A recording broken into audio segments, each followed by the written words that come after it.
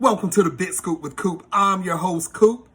Big shout outs to everyone that's listening on Apple Podcasts, Pandora, iHeartRadio, TuneIn Radio, Stitcher, wherever you're listening to. Big shout outs to you. If you want to catch the video version of this show, make sure you go to my website to catch full episodes at thebigscoopwithcoop.com. Also on YouTube at youtube.com/The Big Scoop with Coop. You can also catch a 15-minute preview of this episode right here on Instagram at Big Scoop with Coop. All right, people, enough about me. Today's guest, you have seen her on so many different shows and movies. You've seen her on Friday, Hustle and Flow, The Wayans Brothers. I can keep naming so many different movies and shows that she's done. She's also in one more I want to name. It's called A Miracle Before Christmas that you can catch on BET Plus and on December the 23rd on BET. Ladies and gentlemen, Paula Jai Parker. Now, once again, Paula is a very successful actress. Her career is nowhere close to being over. So we're going to kick back. We're going to talk to Paula about A Miracle Before Christmas. We're going to talk about different things that went through her career also. So sit back, relax, and enjoy. Ladies and gentlemen, Miss Paula Jai Parker. Miss Paula Jai Parker, welcome to the show. Thank you, Coop. Scoop. Thank you for having me. My day's going great. Just thankful to be on your show. Thankful to be in a great film called A Miracle Before Christmas. I think this is my first Christmas movie. And, Christmas movies are like hot right now in Hollywood. That's true. I think, BET shut it down last year when they bought, I think they just, bought everything Christmas.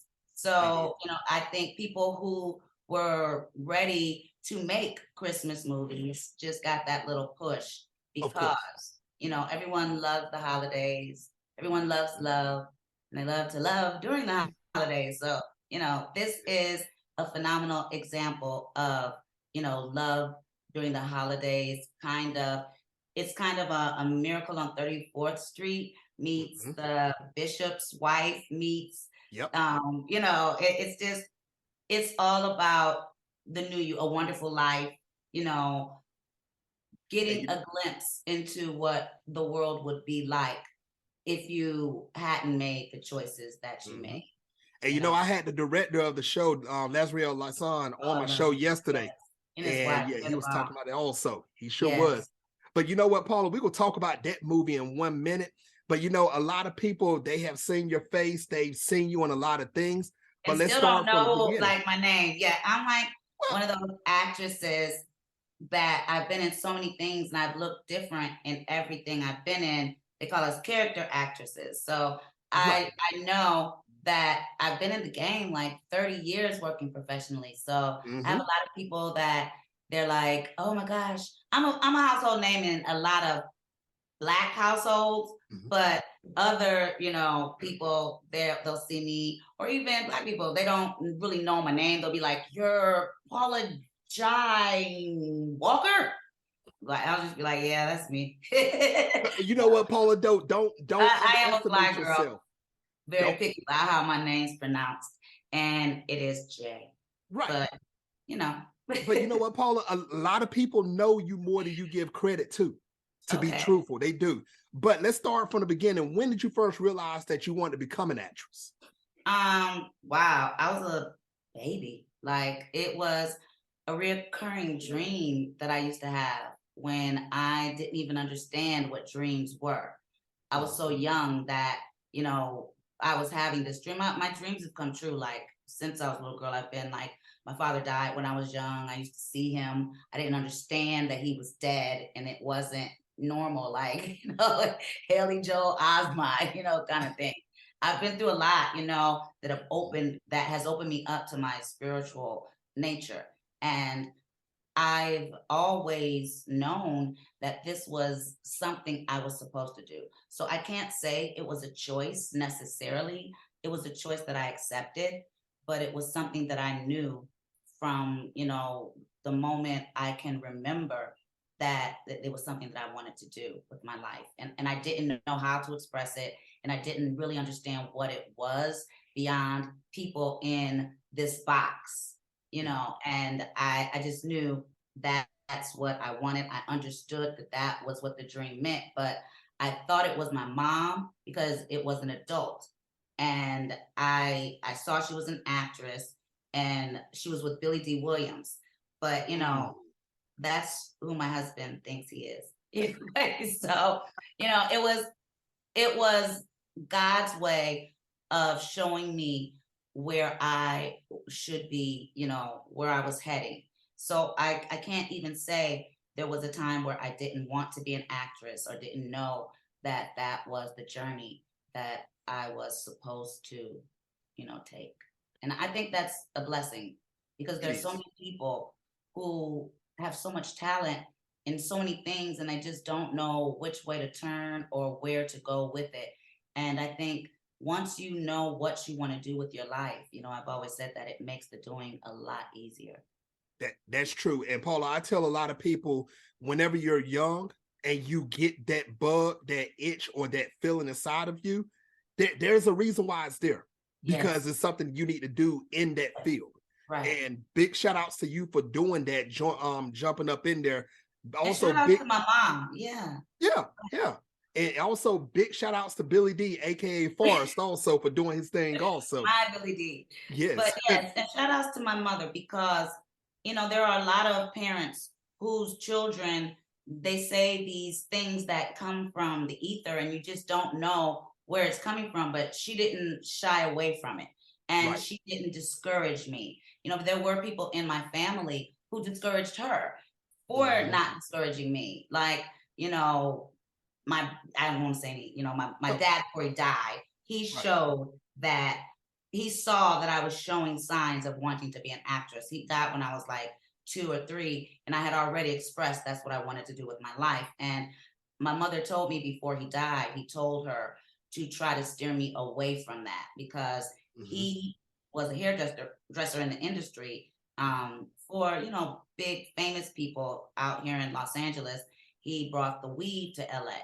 So he rolled with people like James Brown, and he saw firsthand, back then what it required to be in this industry. Yeah. And he was dying, and my mom told me that that was something he asked her, not to do. And she said she didn't promise him that, because it wasn't her promise to make.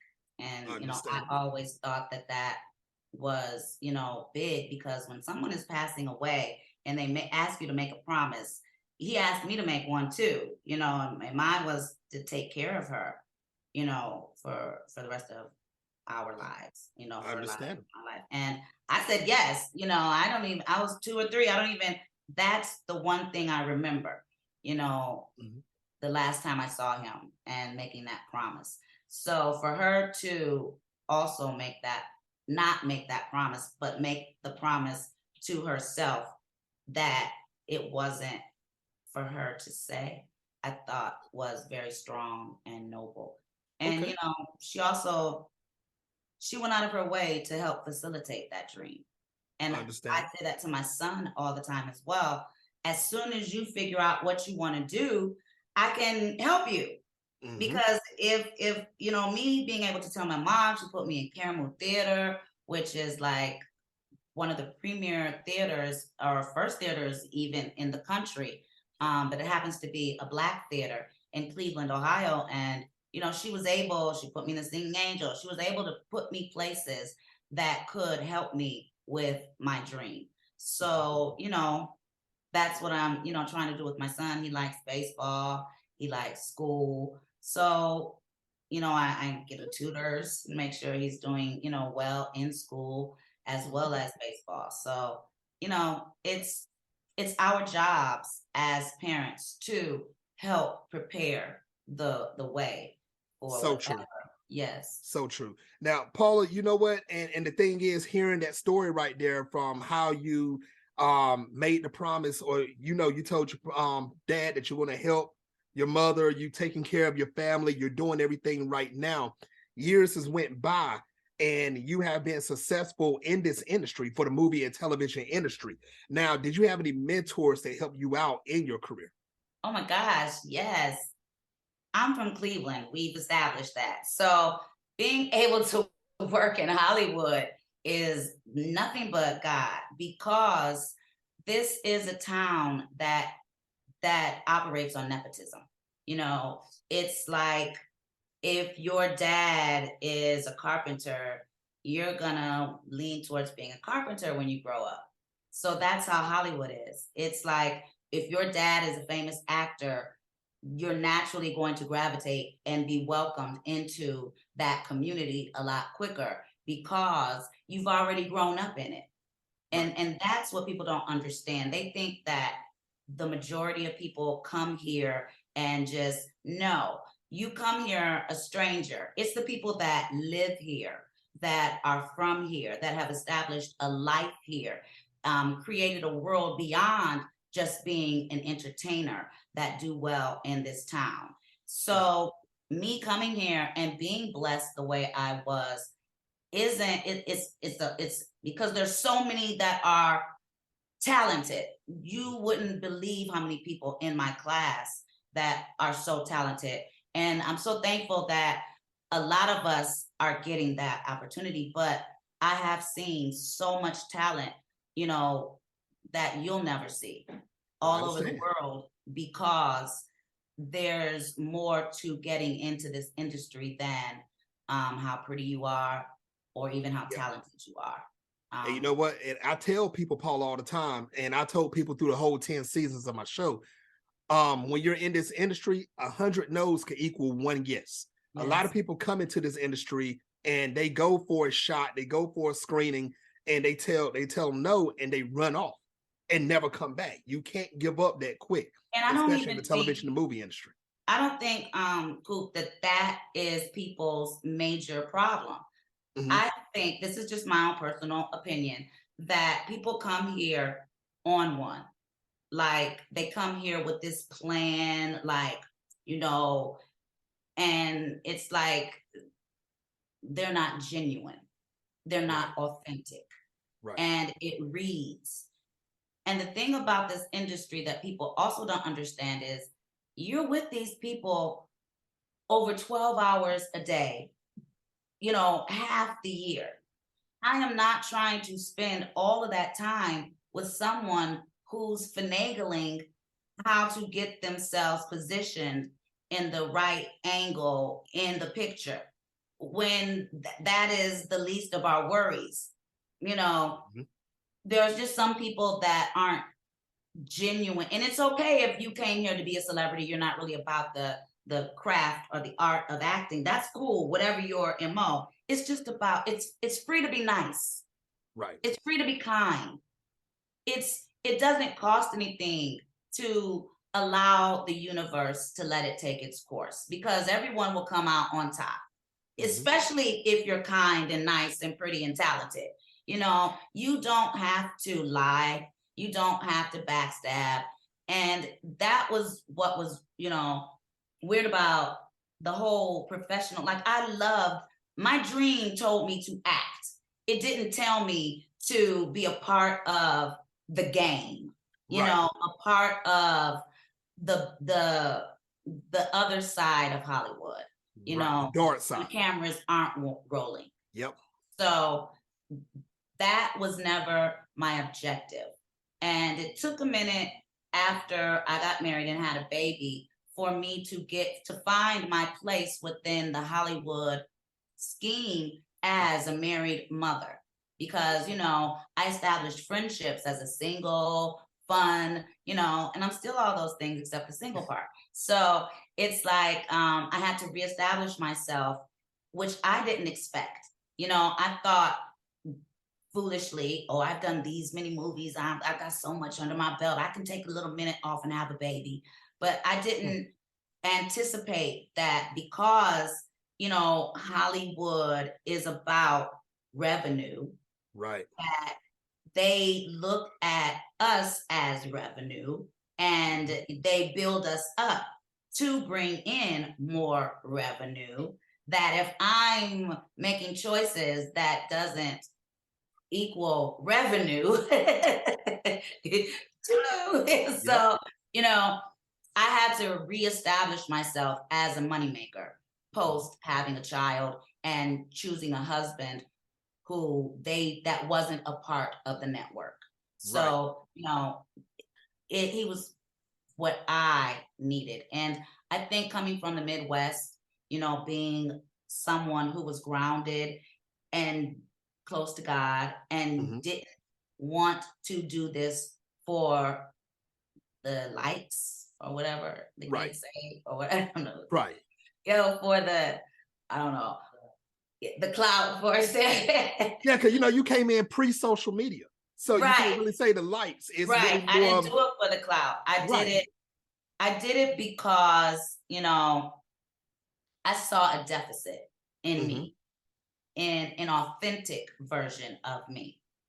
And, I'm from the suburbs of Cleveland, and they wanted me to believe that my people, Black people, were less than, and I didn't understand it. So I gravitated. It's always when they try to keep you away from something, you always, especially as a woman, we always gravitate towards that. And these women that they were touting as ghetto just had different accents. It's like being from North Carolina or South Carolina. You just have a different accent. Right. Like there's no difference between Bill Clinton and, our beautiful president, Barack Obama, other than their accents. Bill Clinton's from the South, So he's got a strong Southern accent. And I think that is what people were confusing when they were seeing Black women in the grocery store. When I say people, I mean the masses, white people. When they see, and I think they get afraid because it was a language that they didn't understand.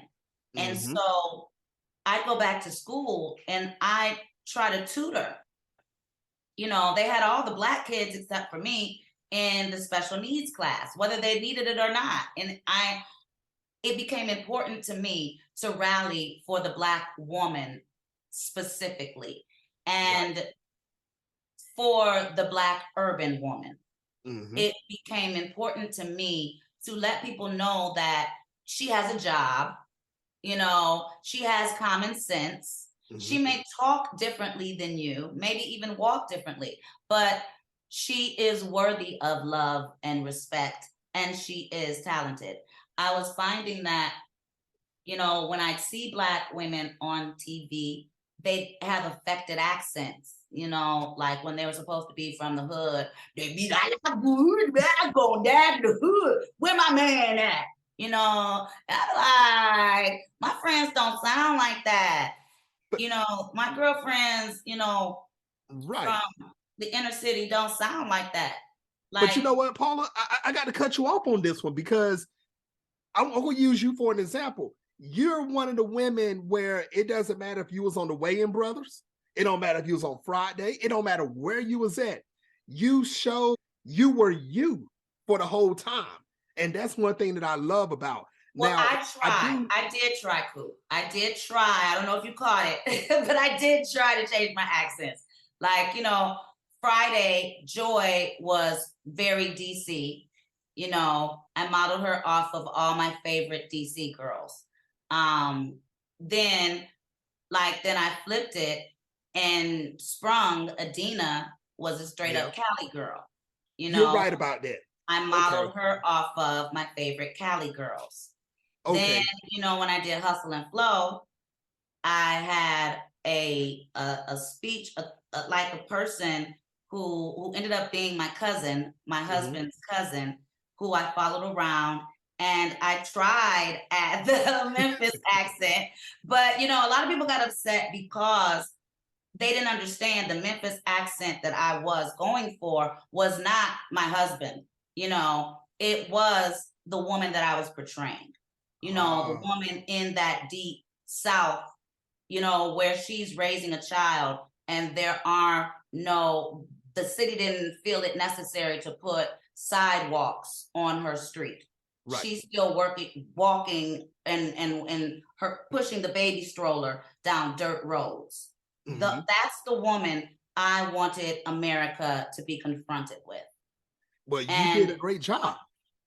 well, I was just saying, you were saying that I didn't change my accent. No, I didn't change my core, because that's what I believe, that we're all the same in our core. And that was the point I was trying to convey. You helped me say it. That's what I was trying to say, is that we all, women, Black women, we may come across abrasive because we've had to harden our exterior to survive, not just with men in this world, because, my favorite Alice Walker line is, Black girl ain't safe in a world full of men, honey. So we definitely had to harden our exterior to survive the men, but we've had to harden our exterior to survive our sisters as well. Our authority figures, the cops, the teachers, so we walk around like hardened roses. And I wanted America to see where it comes from. We just didn't wake up like that. We're not all born with a shell around us protecting our hearts. We're all born needing and wanting love. And you're right about that. You're definitely right about that.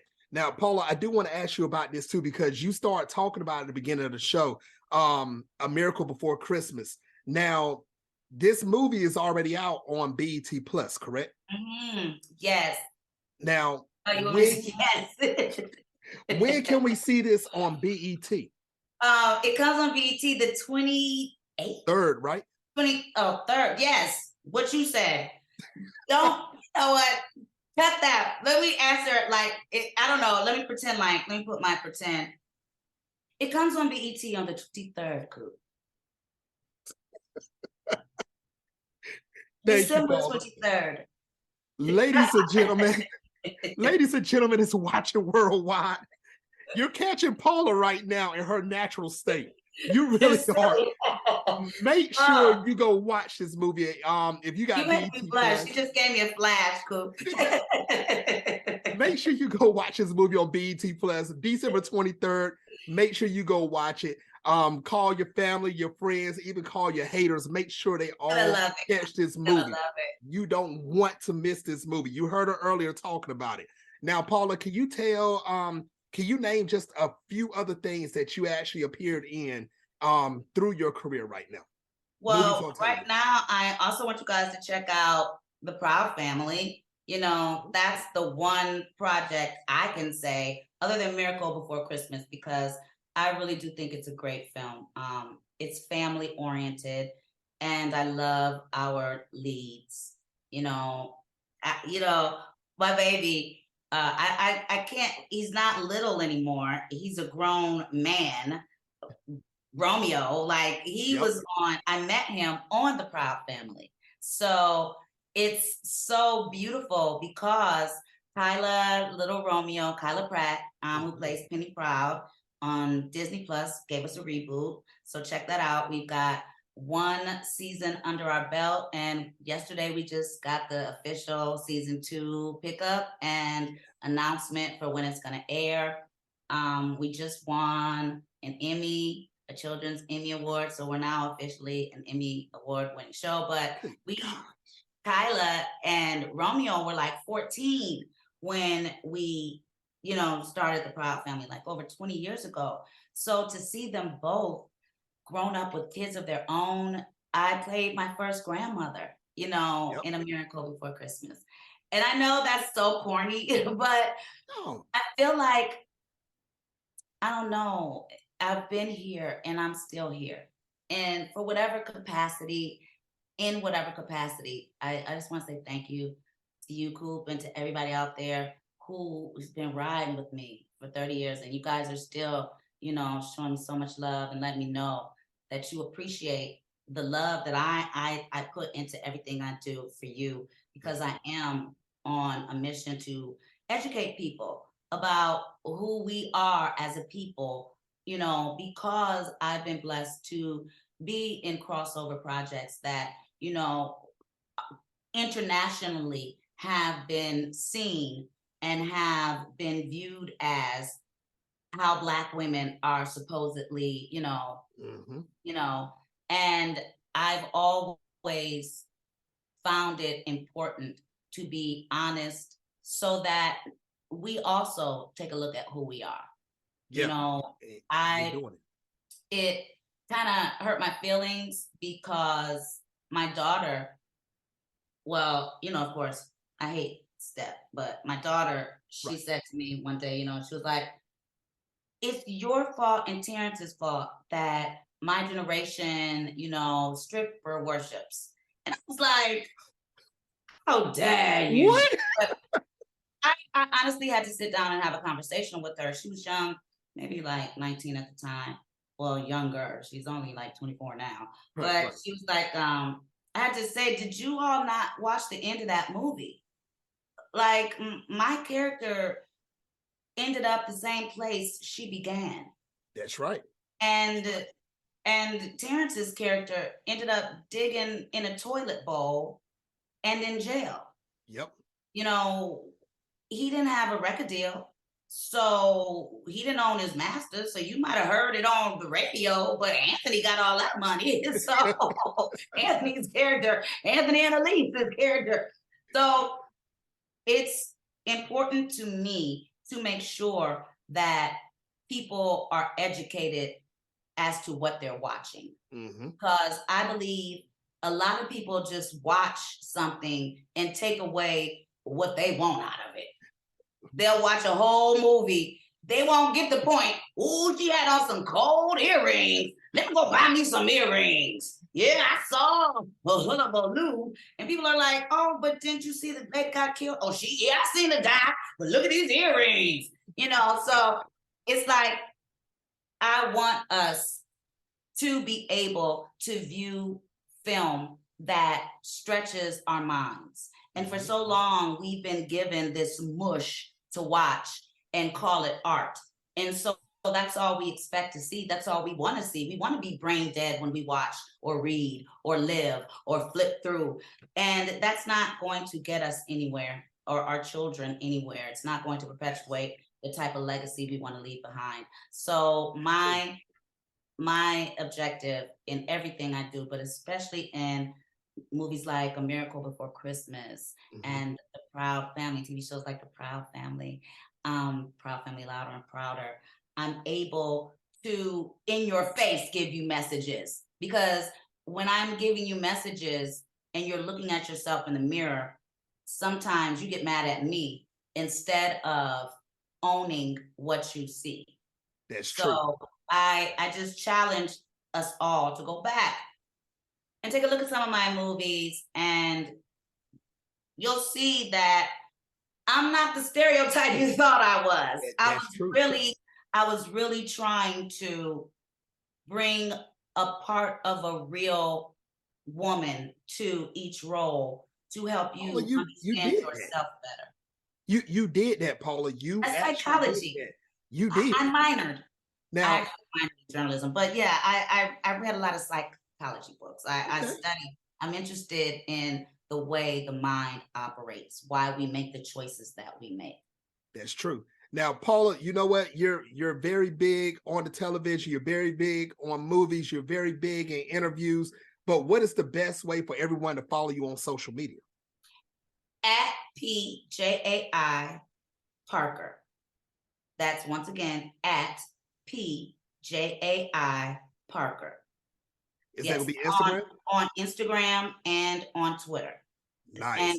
And I think I might be Paula Jai Parker, just my name on the damn TikTok. Okay. I'm getting into TikTok, guys. I'm really trying, to work my, what's the I think my girls, I was teaching the cheerleaders for my son's junior high school. So they taught me a lot of like TikTok dances. And I think the last one they were teaching me was the Christmas something or another. And I know what you're talking about. Yeah, some kind of Christmas. Yeah, and then you do the do-si-do. Yeah, I saw that. And then you rub on your tummy and rub on your chest, or something like that. So yeah, I'm not good at TikTok. You just watch it out. Wait for me, TikTok. Well, you better than me. I'm old school. Still give me the Kid and Play. I'm old school. You know what I'm saying? That's how I get down. But But ladies did and you gentlemen, see, uh-huh. have you seen Run DMC's Hip Hop Nutcracker? No, I heard about it.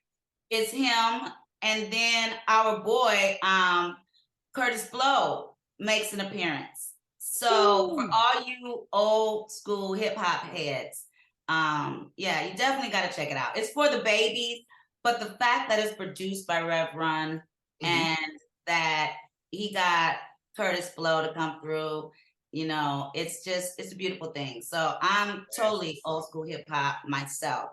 That's So what's up. yeah, not that I'm not a fan of the young people. No, There no, are, we get that. yeah, I do. I'm a We fan of definitely a do. lot of people right now. Okay. Well, everybody that's watching worldwide right now, make sure you go follow Paula on all social media. Watch her get down, break down her little two-step. She do a little thing like that on TikTok. You know what I'm saying? Make sure you follow her right now because you don't want to miss any project that's coming up. You don't want to miss anything that she's doing. Now, No, you Paula, don't. this is the last segment of the show. It's called Take the Floor. You have up to 2 minutes to say whatever you want. No questions asked. Paula Jai Parker, take the floor. Okay, right now I'm going through some things with being a mother that is very, very hard as far as racism goes. My son goes to a multicultural school, so his friends are all ethnicities. And he got in trouble this week because he and his friends, they just so he cut his boy in line. His friend is Korean and I think Philippine. And so his friend said, blacks to the back of the line. And my son said, sorry, I don't speak Jackie Chan. And then somehow their best friend, who is Latino, ended up in it. And they told him to go pick some oranges. And all of this was just, funny to them. And, the lunch lady pulled my son to the side because unfortunately, we're still dealing with, in America, the majority of the teachers are white and the majority of the janitors and, lunchroom attendants are black. So the lunchroom attendant, black woman, pulled my son to the side because what was being said upset her. And there's a part of me that feels happy that these kids are able to joke about race. That you can tell my son to get to the back of the line or the back of the bus, whatever, or my son can say to you, I don't choose, and you guys are still friends and it's not a big deal. But to the woman watching, it hurt, you know. So I am conflicted because I understand that it's not about the woman watching. It's not even about me. It's about this next generation. And if they can overcome racism through laughter, and you can say to my son, get to the back of the bus, and he doesn't feel the pain that I would have felt, or even the lunch lady felt, knowing that he still is educated.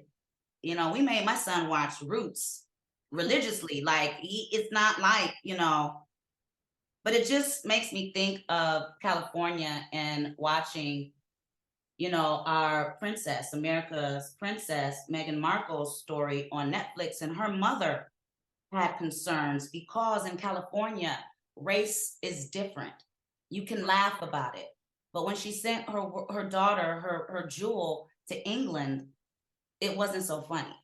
And I don't want to do my son a disservice by not letting him know that it's not a joke with everyone. Understandable. Thank you for that, Paula. Race is not a joke.